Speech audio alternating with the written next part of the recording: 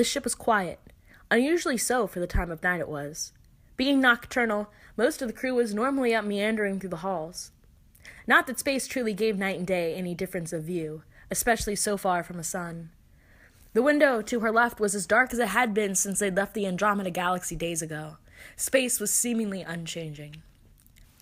Sighing softly, Mimosa turned and made her way toward the humidity chamber. Her skin was itchy. Her shed must be nearing. Stupid growth spurt. She was too busy grumbling internally to notice she was no longer alone in the hall until a deeper voice pulled her from her thoughts. "You've been avoiding me again." A chill ran down her spine, and she winced, knowing she was caught. A bit, yes. You know why, though. It wouldn't do to beat around the bush with Veneer, not when she was on a mission. Why? We were doing fine. You have to let me in. How else can this partnership work? Veneer stepped into her line of sight now. The crocodile skink was in her lieutenant uniform. She was right. Mimosa knew it. But there was always that feeling in the pit of her stomach that made her uneasy. Are we going to have this talk again? Here? Right out in the hall? Mimosa looked to meet the skink's eyes, not wanting to make it seem like she was afraid of her boss, lover, partner.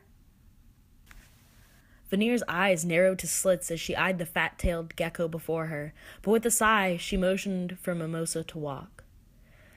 We'll go to my quarters then, and perhaps on the way you can tell me what it is that makes you so afraid to love me.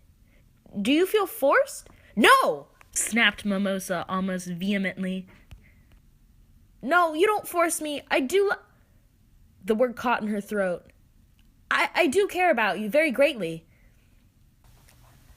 There was a thick silence as they padded through the halls, tails dragging behind them on the tiled floors. Mimosa wanted to say something more, but it was hardly her fault that she was insecure. There was so much she couldn't offer Veneer, who was the lieutenant of the Vagabond Enterprise.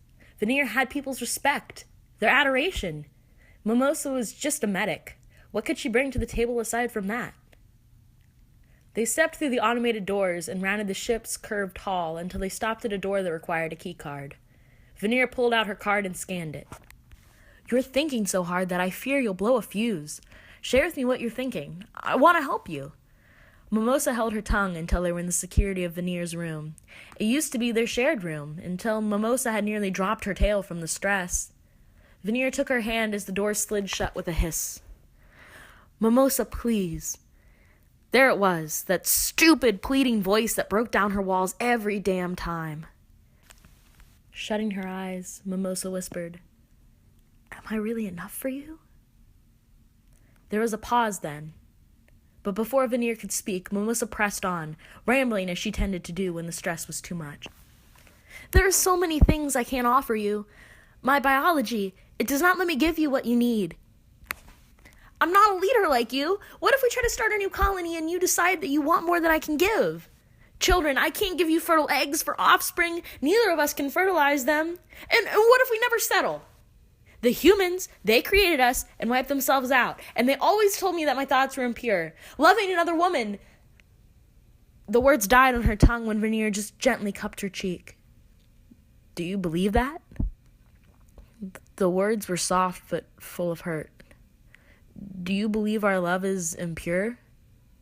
If you do not wish to be with me, if it causes you too much turmoil, you know I would let you go. I love you more than I think you understand. I would be grateful for even your friendship. You are no monster, I need you to know that. The humans, they taught you those thoughts. Yet, what became of them? Mimosa shut her eyes and leaned into the touch of Veneer's gloved hand. Her voice was hardly more than a murmur. Nuclear war. They destroyed themselves out of greed. That's right. And with them, their hurtful beliefs should die too. We are not human. We will learn from their mistakes. They created us as experiments, genetic splicing to play God. They could have never imagined how much we would emulate their emotions when they crossed our genetics, but here we are. Similar, but yet so different. Me, loving you, and you, afraid to love me. Veneer's voice grew firm again. Please, believe me when I say we are not monsters. Believe me when I say you as you are will forever be enough for me. There are many others on this ship that will have young, and many who may not want them. We could take in one of theirs, or simply not have any at all, if you should wish it. I love you, even if we are different in species and the same in sex."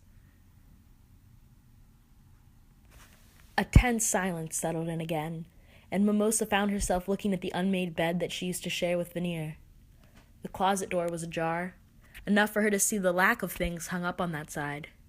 Veneer must not have changed much since Mimosa had left the room 2 weeks prior. With a bit of uncertainty, Mimosa grabbed Veneer's hand and gave it a gentle squeeze. "I cannot promise I will no longer be full of doubts. I am full of many uncertainties of the future."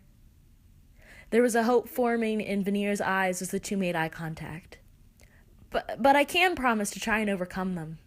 I want to learn to love myself for who I am, and I want you by my side to help me through it. It will not be easy forgetting what those psychopaths offered Veneer with a snort. You can't deny that they were. She was right.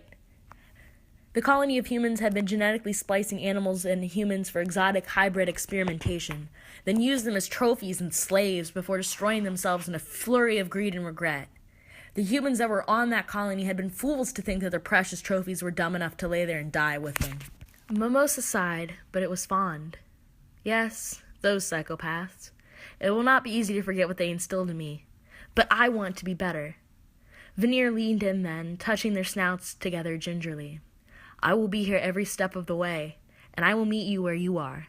We will move at your pace, and when you are ready, maybe you will consider moving back into this room.